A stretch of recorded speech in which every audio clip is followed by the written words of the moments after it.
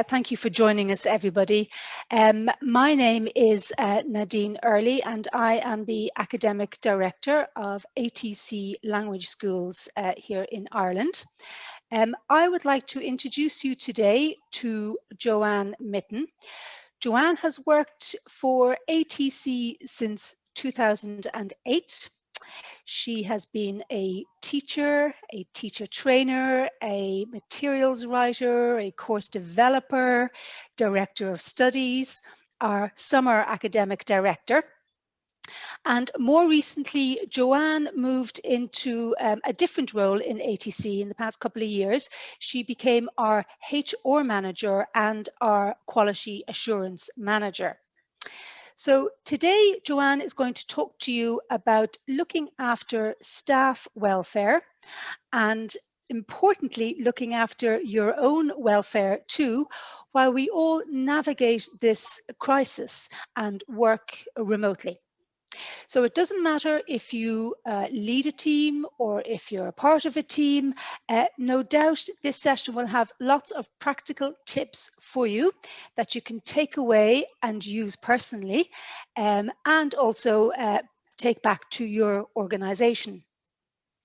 I have to say that in her role as HR manager, Joanne has done a really amazing job looking after the team here in ATC.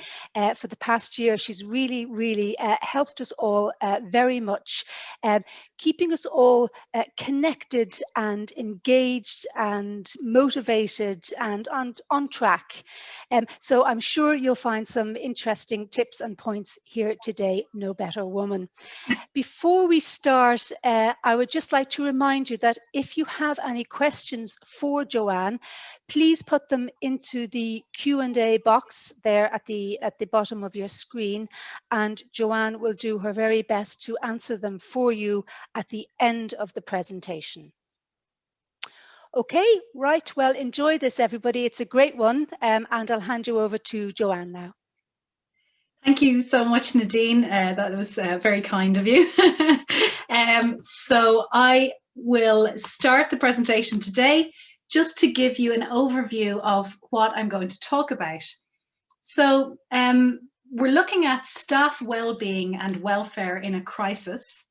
So it's looking after yourself and your colleagues in a situation that's continually changing.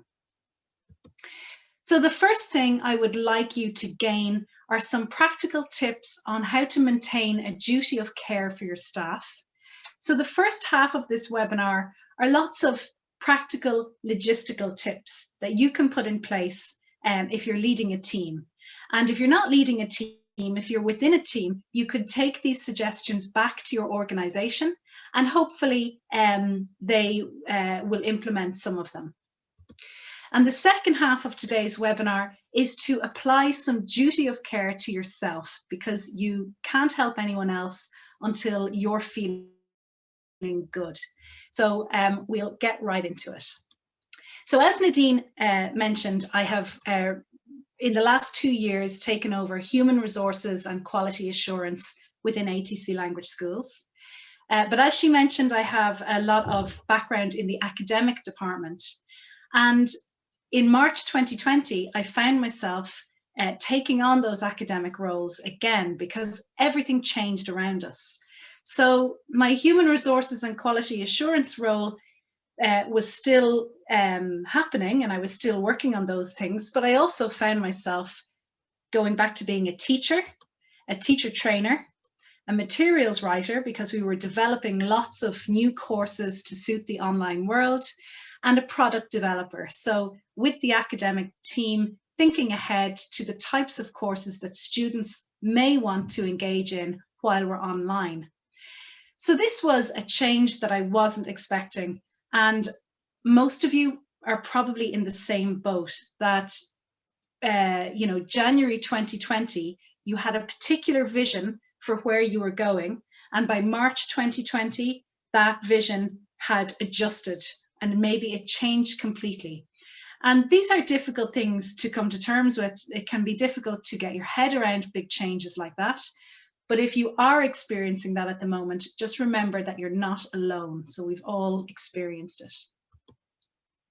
So let's think back to March 2020 and think back to the beginning of the crisis, when everybody across Europe and across the world went into shutdown. So for us, it was the beginning in Europe, but for those of you who were in Asia, you were coming to terms with it and actually nearly coming out of it, whereas we were just starting over here.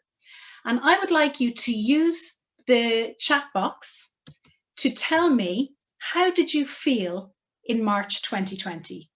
So for example, I felt a little bit of panic, and I felt anxious, and I felt concerned because I didn't know where things were going. So I want you to tell me in the chat box, how did you feel?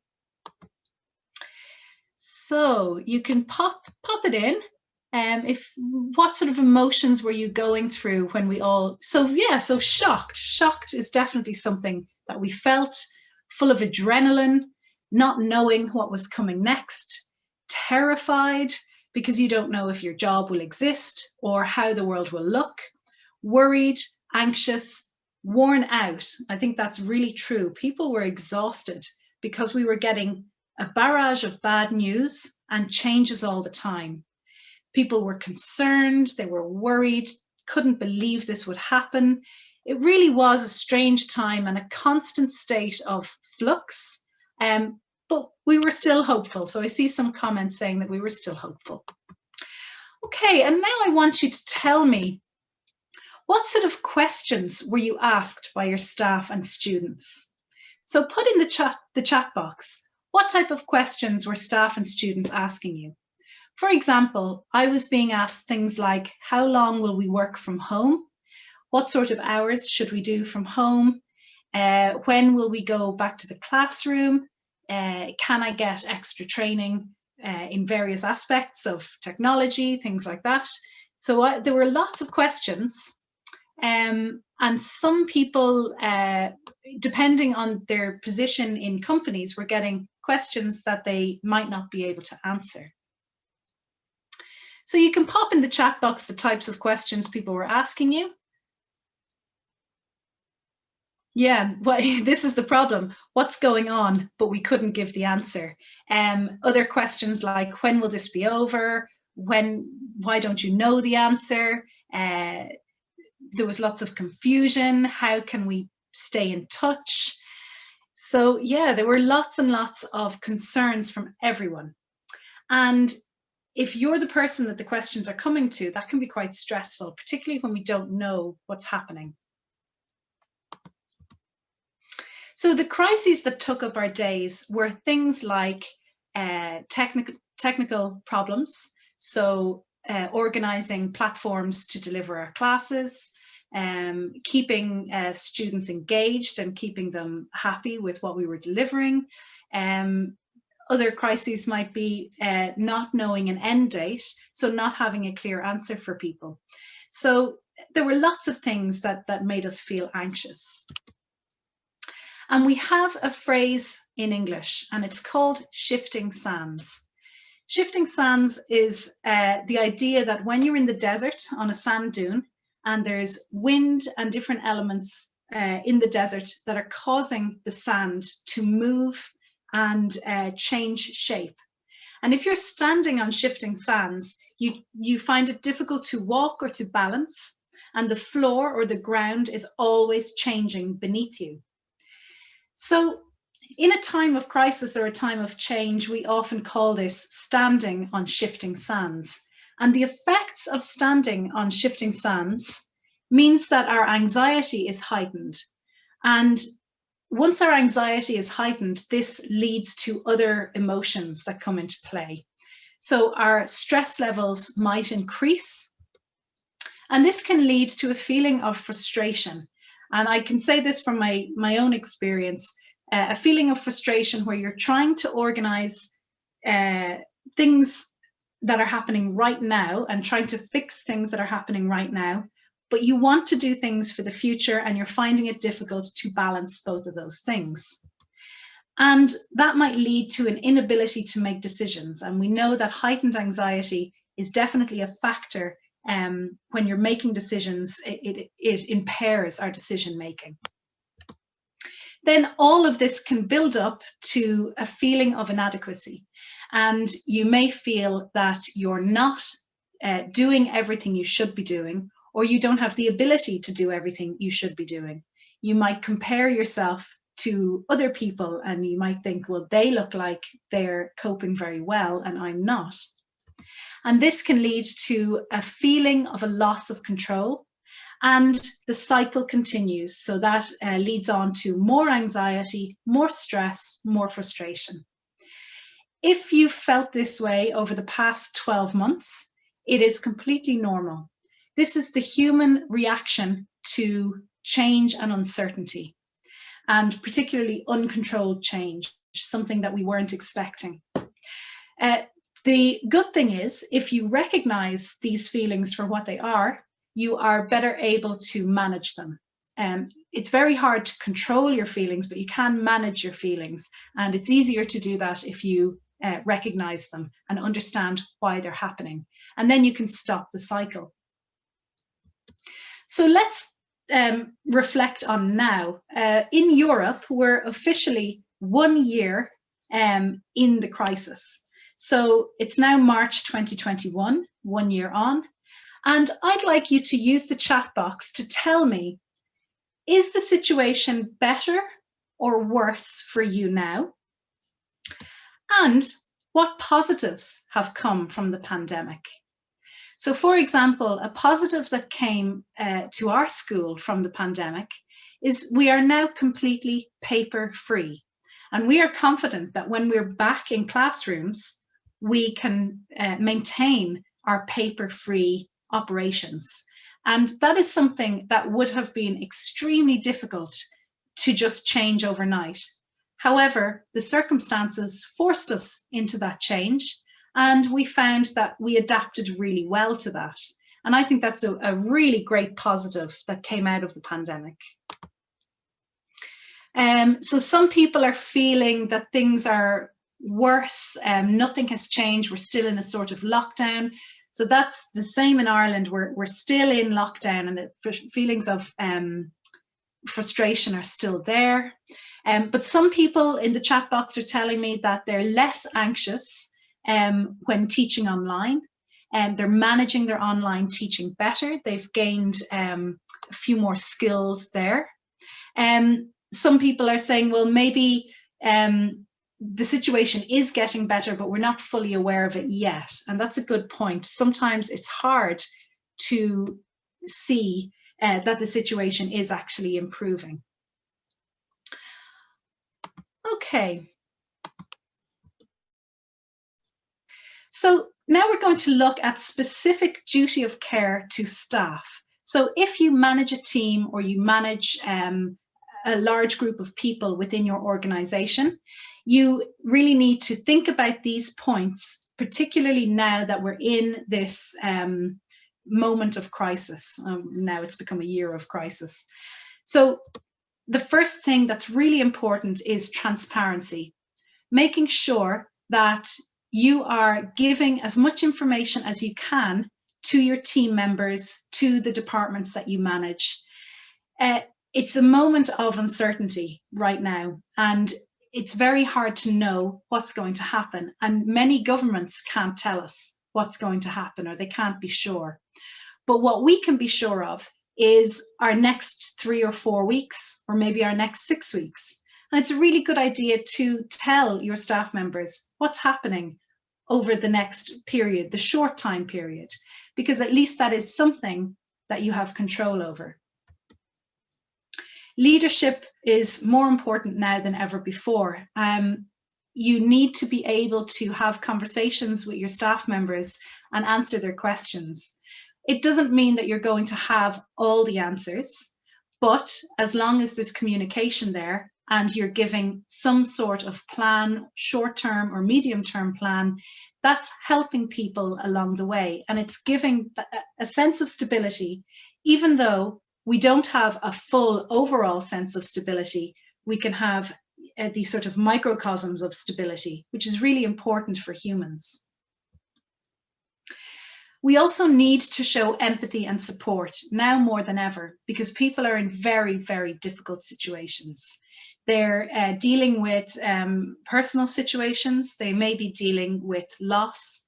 They also have many family members in their house while they're trying to work, and children may be trying to study. So it's very important now more than ever that you show empathy and support to the people you work with. Fair procedure is something that I will talk about a little bit later, but it's really important that we are fair and we do things correctly. Even though we're in a time of crisis, we have to continue to follow the rules. So it is really important that we show fairness, and this links to the idea of transparency and good leadership. And another thing that's very important when leading a team in a time of crisis is to make sure that there's still a level of challenge and motivation. And we'll look at that in the next couple of slides, how you can keep people challenged and feeling motivated, even though we're all remotely working and things are a little uncertain. So the first really important part of leading your team is communication. And ironically, communication now is easier than before, because now we can have whole staff meetings with every member, every employee in the company, and we can do it virtually. And this is a really important thing in a time of crisis. Even if the whole staff meeting is 20 minutes long, you're giving information that they need to know, important updates, a plan of action for the next 2 months, and you know that everybody is getting the same message. They're all getting it at the same time, and the message is clear and controlled, and you're showing strong leadership. So that's a really important thing, that you do hold those whole staff meetings. For a lot of private schools, there's times of change. So there are a lot of schools and companies that are changing their products and changing their courses to suit the virtual world that we're working in. So it's really important that you have cross-department meetings, so that the academic team is talking to the sales and marketing team, and that they're both on the same page as to what is being developed and what's being sold. It's also really important to have one-to-one check-ins with your team members. So organize a time and date to meet, and record the meeting electronically on paper. Note down the things that came up. These one-to-one check-ins are really important, because you may have a member of staff who's losing motivation, who feels a little bit lost, or maybe is looking to change company and go somewhere else. And by checking in regularly one-to-one, you can catch those feelings. You can catch when someone is feeling like that, and you might be able to help them through it. Perhaps change their role a little bit, or give them some advice on how to stay motivated. Informal messages and calls are really important, because you're checking in with people on a personal level just to see how they're doing, and you don't have to have any sort of formal record of this. It's just a nice thing to do, to check if your colleagues are okay.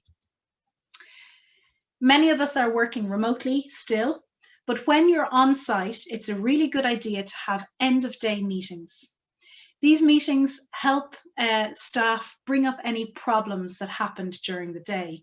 So with all our new safety measures, it's a good idea to meet every day and to go over anything that might be working or might not be working.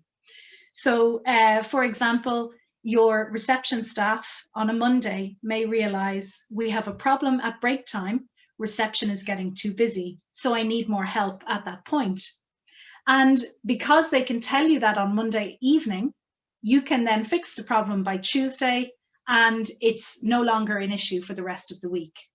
However, if that issue is left to develop, it could be a much bigger problem by Friday. And the thing to remember about communication is that it needs to be regular and consistent, but it also needs to be informative, meaningful, and helpful. So there's no point having a meeting just to say you had a meeting. You need to give people some helpful information that will make their job a little easier, or will give them an idea of the plan over the next month or 2 months or 3 months. Another way to keep motivation high is to involve everyone and involve them in areas they may not have been working in before. So ATC, for example, have had people cross departments over the past year. They may have moved from operations into marketing, or from, like myself, from HR into academic, and using skills that we have had in the past and bringing them back.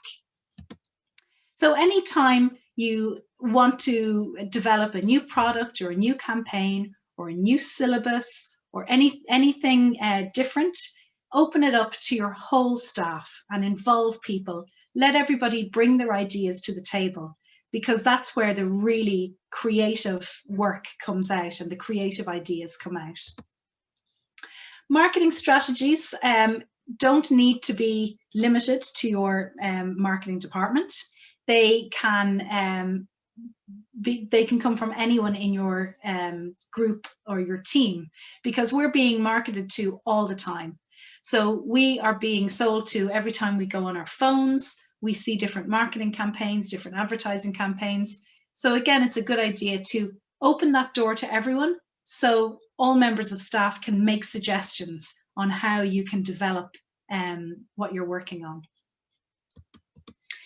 The social program and social media competitions can be further expanded by including other members of your team. So you may have somebody on the team who's a really good baker or a really good cook. They were nothing to do with the social program beforehand, but now they can give virtual cooking lessons or baking lessons. So you're really opening it up to everybody, and it broadens the horizons of the company that you're in. When we go back into schools and into organizations, safety measures are one of the most important parts of that transition back.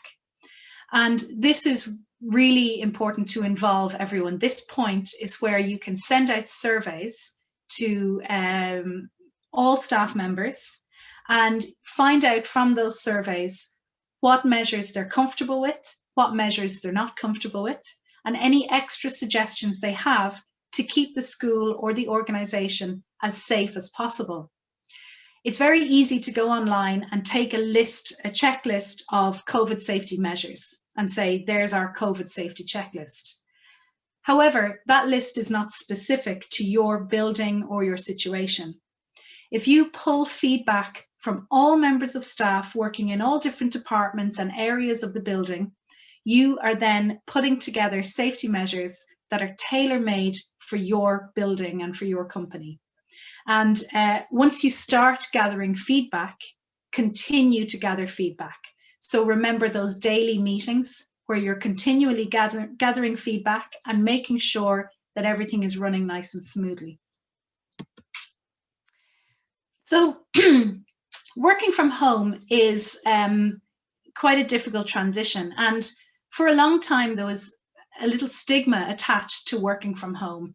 And people who didn't work from home had this idea that it was very relaxed, and maybe people were not working as hard as the people in the office. And that stigma, I think, dropped quite quickly when we all found ourselves working from home, and we realized, actually, this is quite a challenge. It's not as easy as it looks.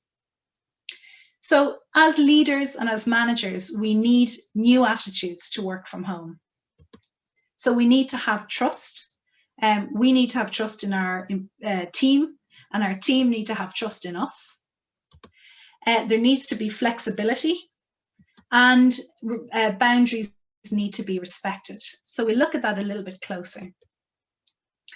One of the most important parts of trust is to shift your mind and shift your focus to the idea of productivity.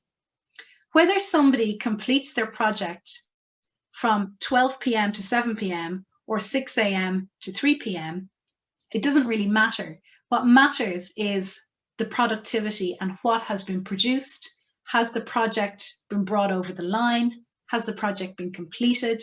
So this is what the focus should be while people are working from home. And to be honest, even in the office atmosphere as well, productivity should be how you measure how your team is doing. So are you giving clear targets? Are people able to work to deadlines? Are you setting clear goals? And again, this idea of regular meetings will help people along the way, and it will help them get those projects over the line. And remember to give timely feedback. It's really important to give feedback at the right point. So there's no point giving feedback after the deadline and saying, well, you didn't hit that target, or you didn't hit that deadline, or we didn't get that project done. It needs to be early feedback, and make sure that your team are able to speak to you and you take feedback on board. And that will mean the productivity will be much higher, and people will be more able to approach you and ask for help if necessary. So this is a picture of what I thought working from home would feel like. I thought it would be really relaxed and pleasant, and no stress. And I was completely wrong. So when your team are working from home and when you're working from home, flexibility is a big part of it. So days per week may need to be changed. And for example, if someone used to work 3 full days a week in the office, then they find themselves working from home, trying to homeschool children, they may need to work 5 days per week with shorter days. So they spread those hours across. So being able to be flexible for people in that way is very important. People may need to shorten their hours per week, or they may need to change the hours that they're working to suit different aspects of their life while they navigate working from home. It's really important to have an understanding of people's personal situations. And once you have an idea of personal situations and their timetables and how they need to work, and you're focusing on productivity rather than, clocking in at 9 and clocking out at 5 rigidly, then you find productivity is much better. People are much more comfortable. They're able to get on with their work without worry and anxiety.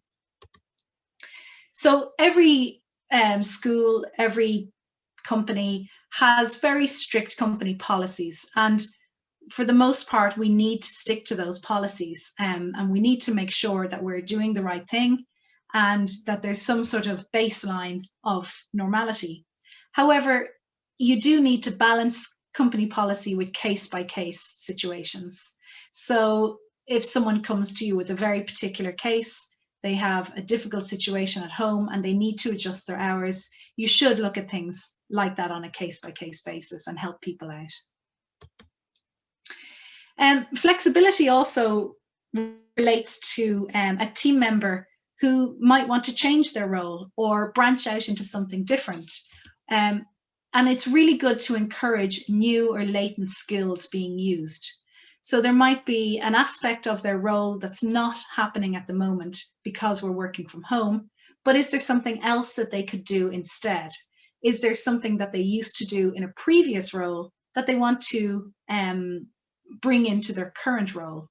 And this works very well when you open up the doors, open the idea to changing up their role and being flexible in what they're doing day to day. People find that they actually really enjoy new aspects of the role that they're doing. We hear a lot about boundaries and about switching off, and it's really important to respect that. So whatever hours are agreed with team members, so whether they're working 9 to 5 or they're working 12 to 7:30, whatever way they're working, you need to encourage breaks. Make sure that they take regular breaks, but also make sure you take breaks. Encourage annual leave. And at the moment, we know that annual leave is sitting in your living room or sitting in your back garden, not going very far. But it is really important that we do have days and weeks off work where we are disconnected from work, because otherwise you get burnout, you can't really function as efficiently as you normally would. Stick to the agreed office hours. So if it's 9 to 5, try not to contact people outside those hours. If you're working late and you're sending emails, make sure that there's a culture within the company where people know that they don't have to respond to your emails when you send them. You let people know, I'm a night owl, I send emails really late, please ignore them until your office hours. And honor that right to switch off and disconnect. Everybody has a right to switch off and disconnect. So make sure if you're managing a team that you're honoring that. So this is kind of the procedural part that I was talking about, all these things you can put in place.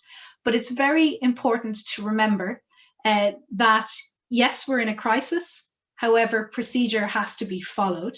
So any changes to salary or hourly pay, any changes to employment or the terms of employment or the role, short time, which is fewer hours worked in a week, layoff or redundancy, they all need to be done in a particular way, in the same way we would do them when we're not in a crisis. So make sure you have a fair procedure, and this links back to transparency. Make sure everything is clear. Give fair notice. Document every step. So make sure everything is in writing and then signed off by the employee and the company representative.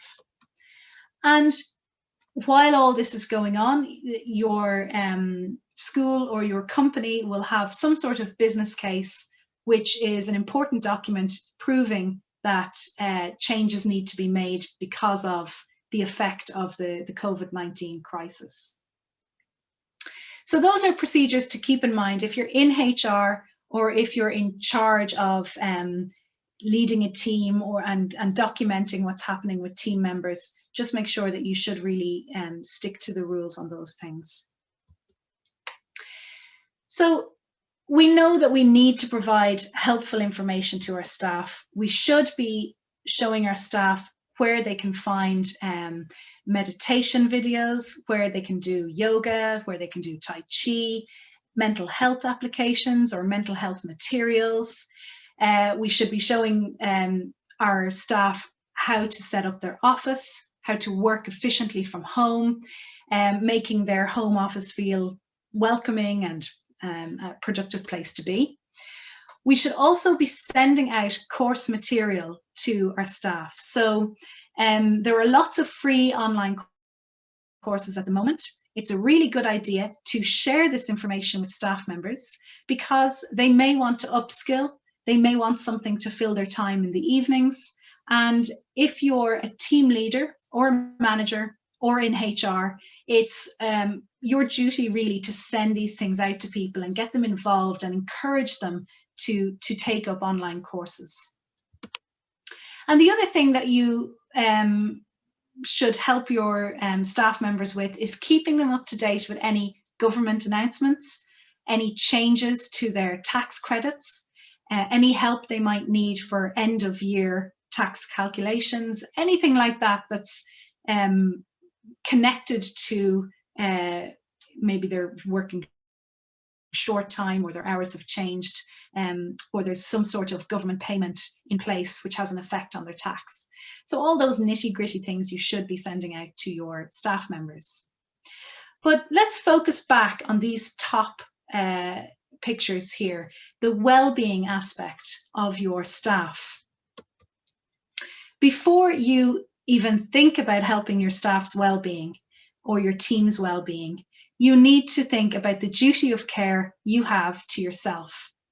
And I'm speaking here from experience because in Ireland we have gone in and out of a few different lockdowns. We're currently in lockdown 3, and it's been a struggle. It's been very difficult, and it's been very difficult to stay motivated and to keep up good habits.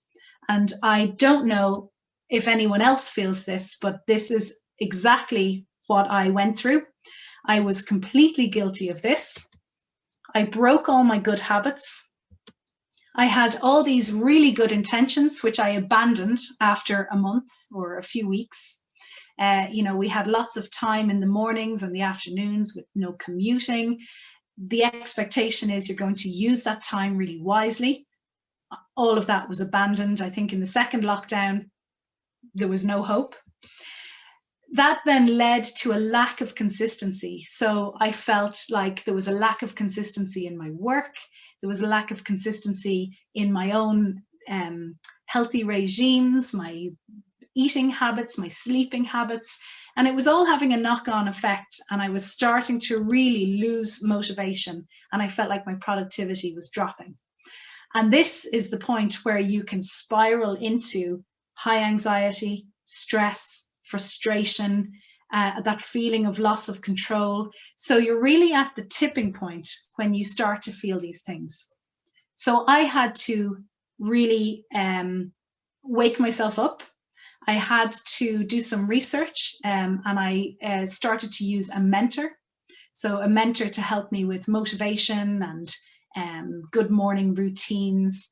And I also started a few other exercise routines and things like that. So I'm going to talk you through what worked for me, and hopefully there might be some new things in there that you can take on board, and they might help you with your own well-being before you help others. And if you're feeling like this, remember that it's completely normal because we are in a global crisis. So if you felt this way, or you're now feeling this way, you are not alone. Most of us have gone through this or are in the middle of it. So don't feel like you're on your own. So the biggest problem for me was habits and keeping habits going. Okay, so there are a few tips that I picked up from a website which I will share with you at the end. There's a really good website and book written by James Clear. The first tip is known as habit stacking. So habit stacking is using the connectedness of behavior to your advantage. So many of us, when we choose a new habit or we decide to start a new habit, we think to ourselves, okay, I'm going to do that at 6 a.m. every morning, and we connect a habit to a time. But actually, we should be connecting a habit to another habit. So we all have habits that we do without thinking. For example, we all brush our teeth in the morning. Some of us make our coffee at the same time every morning. Some of us walk our dog at the same time every morning. So we all have habits that are already there. And habit stacking is when you build or stick another habit onto an existing habit. And then it makes it much easier for that habit to stick and to form. So you're using phrases like, after I will. So for example, after I pour my coffee, I will meditate for 2 minutes. And that habit of meditation is now attached to your usual habit of pouring coffee. And suddenly it just becomes part of your routine. It's easy. And what you can do from there is stack habit on habit on habit. And they can be short habits. So for example, after I pour my coffee, I will meditate for 2 minutes. After I meditate, I will update my to-do list. And after I update my to-do list, I will start work for the day. And there you have stacked up habits, and you can do it along a week, a month, however long you need to take to stack your habits. And suddenly you find you have a really good morning ritual. What I used to do was think, I must wake up at 6 a.m. and I must do this, this, this, this. And I put lots of pressure, and then I didn't do it, or I did it for a week and didn't stick to it. Whereas habit stacking makes it easy. And what it's doing is it's creating a game plan for the day, and it's a set of simple rules that helps you follow small habits. And speaking of small habits, we also have the 2-minute rule. So the 2-minute rule is where the idea that every new habit should only take 2 minutes to start. So instead of saying to yourself, I must do an hour of yoga every morning. You say to yourself, I will do 2 minutes of yoga every morning. You're only committing to 2 minutes. So if you only last 2 minutes, you haven't failed. And what it's doing is it's getting you into the habit of showing up and starting something. And it's much easier. Once you've started doing a good habit, it's much easier to continue. So if you commit to 2 minutes of yoga in the morning and you start that yoga, 2 minutes in, you're going to be feeling really good. And you might just extend that to 10 minutes. But if you don't, it doesn't matter because you've only committed to 2 minutes. And the same with an evening routine. So instead of saying, I'm terrible, I must read my book every night, you say, I read 1 page of my book every night, because that's not a daunting thing. Just 1 page, it's easy. So you read a page of your book, and if you stop at 1 page, you haven't failed, but you may just want to continue. And then it's easy to build up that habit. So the point is to master the habit of showing up. And once the habit has been established, then it can be improved and made longer. And finally, another really good tip is the Goldilocks rule, or getting into the Goldilocks zone. So this is about keeping motivation. So you have your habit stacking and your 2-minute habits, and you're building things up. But it's important that you find a challenge that is just right. So the idea of this is that if something is too easy, we lose interest. And if something is too hard, it's demotivating. So the idea is to do tasks, whether it's work or hobbies, that are just on the edge of our abilities. And this creates momentum and driving force that keeps our motivation high. So you're moving out of your comfort zone, but you're making sure that you don't go too hard so that you lose motivation or you become demotivated. So here are some feel-good activities that I would highly recommend. Morning Tai Chi, yoga, or meditation, even if it's just 2 minutes, it feels really good. And in my situation, I found it very hard to motivate myself to do it. So I invited the entire team to come and do it with me. So in the morning, there's a Zoom link. Anyone who wants can join. And we do Tai Chi for 20 to 30 minutes, and our cameras are off, and there's no pressure. Sometimes I'm on my own. Sometimes I have 4 people. Sometimes I have 5 people. And it's a really good way of making sure that I show up and I do it every day. Morning lunch and exercise classes are a really good idea as well. They keep you motivated, and even better if you can get your colleagues involved. Lunchtime walks are very good for clearing the mind, getting away from your screen. And this is something that I cannot recommend highly enough. Essential oils are little bottles of oil you can get in health stores. And if you use a citrus-based essential oil, such as lemongrass or lime, or eucalyptus is fabulous as well, you have a really hot shower and you drop 2 drops of essential oil on the floor of your shower, and the steam helps the oil to move around the shower, and you feel like you're having a little spa weekend for 10 minutes. It's absolutely amazing. It helps wake you up, feel invigorated. You can do it in the morning, or the best thing about working from home is you can do it on your lunch break, and it's just fabulous. Coffee breaks with colleagues are a lovely thing to do over Zoom when you're working remotely.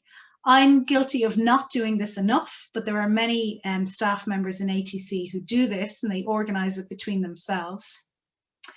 And it's really important that you keep up the habits that make you happy. So things like reading, painting, and playing and listening to music. So if you used to play an instrument, try and pick it up again. If you enjoy listening to music, make sure that you have it on in your house, and it's a really nice thing to do. So we all talk about our home office, and some people are very lucky. They have a room where their office is. Other people are working from their kitchen tables or working from their living room. And what I would say is very important is that whatever space you're using, make sure you're happy in that space. And there are some things you can do to make yourself happy in your workspace. So you may like to have a completely clear desk, nice and minimal, nice and tidy, and that's always quite motivating. It's a good idea to have lots of natural light and have windows open so there's plenty of air coming in where you're working. It helps keep you sharp, keep you focused, and it just feels good. It's really nice. This is an example of an alternative type of desk. So this is somebody who's using a whiteboard as their desk, and they're writing notes and ideas on the whiteboard throughout the day. And, you know, that's a really nice example of creating a space for ideas, or a creative space. It's also a good idea to create vision boards. So to have photos of your loved ones, photos of future holidays. It's always a nice idea. Anything that keeps you motivated or makes you feel happy, anything that you're driving towards, surround yourself with those photos. It's a good idea, and it'll help you feel centered, but also feel kind of motivated as well. The color green is a very calming color. It's also kind of an invigorating color, and to have plants and flowers around you is also known to help you with your motivation and your energy levels. So if you can, have some green or some plants or something around you while you work, and that can help. But it's really, really important to remember that if your workspace looks like this and you can work in it and you're happy in it, then it doesn't matter.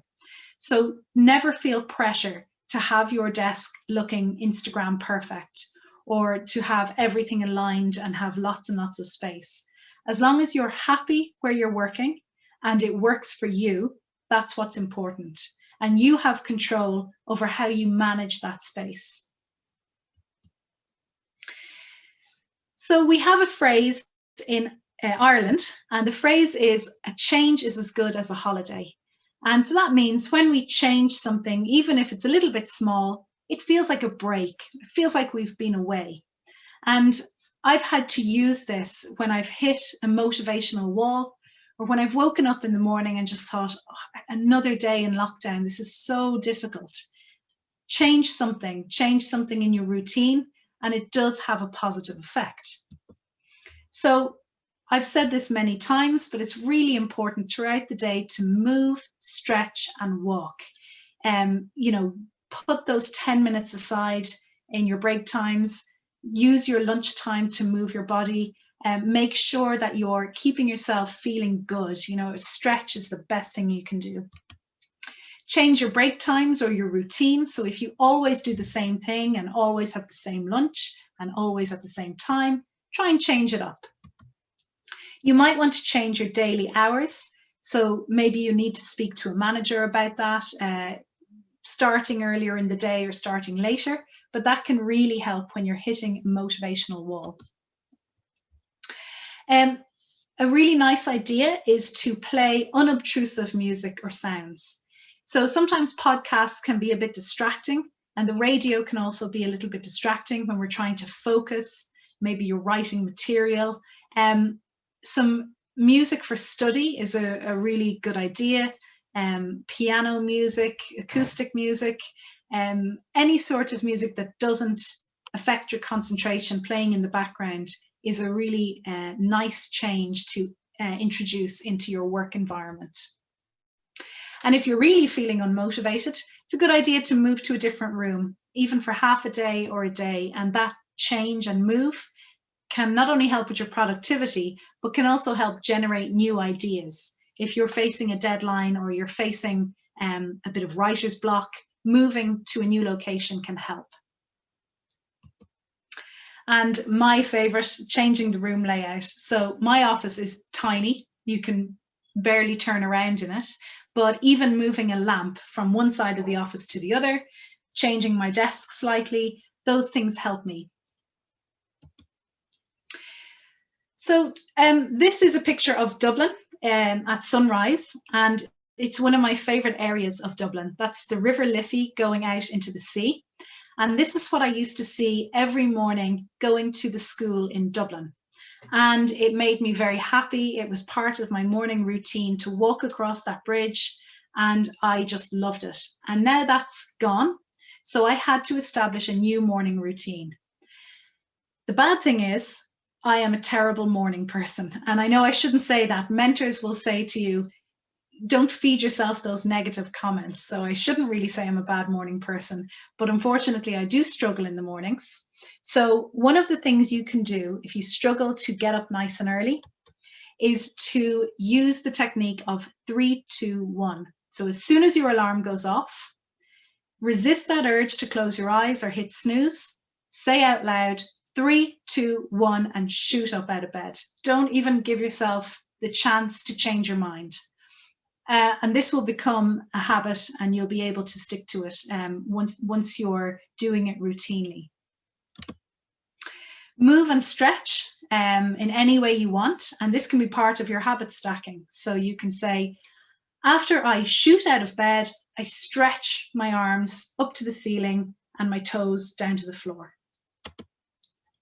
Make sure you have something really delicious to start your day. So whatever type of tea you like, coffee, hot water and lemon, something that you really look forward to. And again, this is part of your habit stacking. After I stretch my whole body, I drink an amazing cup of tea. And this can be very difficult if you're living in a busy household. Finding a couple of minutes of silence could be a difficult task.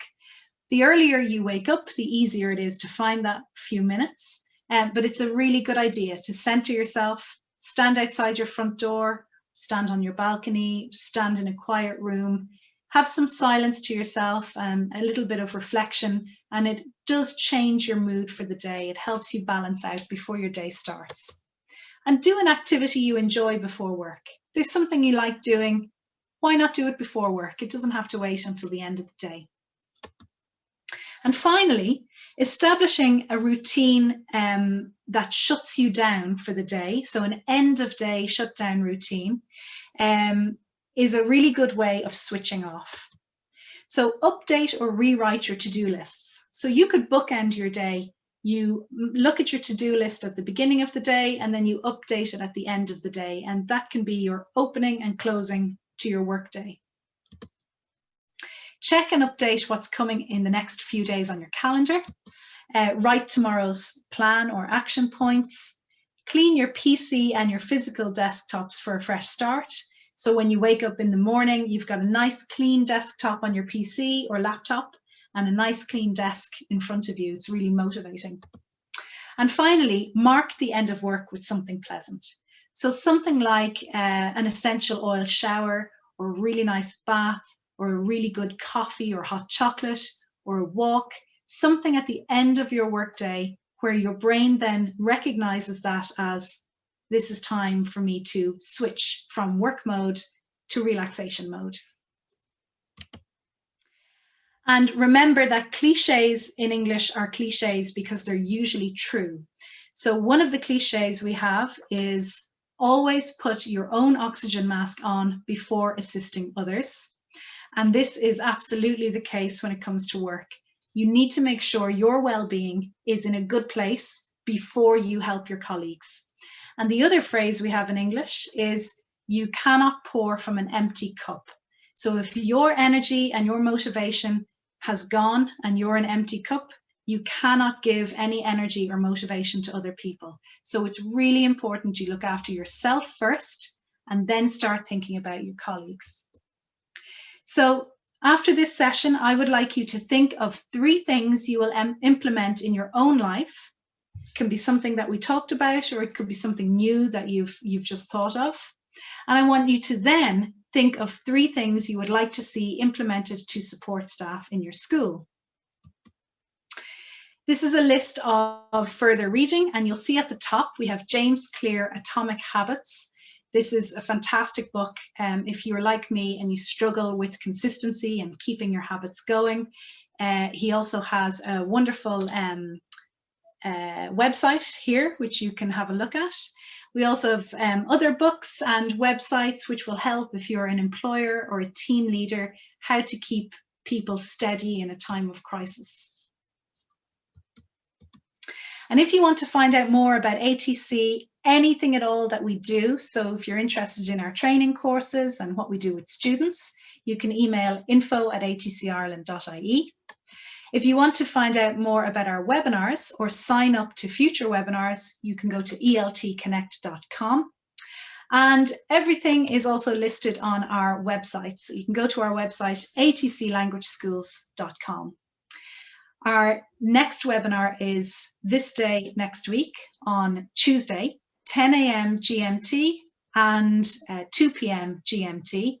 And that webinar is with Nadine. And Nadine will be talking about CALP. So Nadine, I'll get you to talk about that a little bit later when we've answered any questions that have come in. Sure, no problem, Joanne. Thank you. That was a really wonderful talk. Very, very interesting. Very interesting. Has anybody got any questions for Joanne? I see something about the follow-up session. So we have a follow-up session on this particular webinar. That session is on Facebook. So if you go to the ATC Language Schools Facebook page at 1 p.m. GMT, you can join me on Thursday. So Thursday, 1 p.m. GMT, join me for a Facebook follow-up, and you do not have to register for that. And then to register for the webinars, you can go to eltconnect.com to register for all the future webinars. So somebody else has asked if I can go back to the links, so I will. I'll go back to the links here. There you go. If you've any other questions about what I just spoke about, you can pop them in the Q&A or chat box. And thank you very much for all the comments. Really nice to see lots of comments from you. Yes, there's a question. Is there somewhere where we can re-listen? So yes, you can go to eltconnect.com, click on webinars, and you will see the recorded webinars in that section. This webinar will be up on Thursday, so you can see it on Thursday. Okay. Okay. So, yeah. Yeah, so I've just put the link in there, eltconnect.com, where you can register for upcoming webinars, and you can also watch previous webinars. So this is the third in the series, and the previous two are up there on that website now. So the next webinar then next week on Tuesday is on developing CALP, or Cognitive Academic Language Proficiency.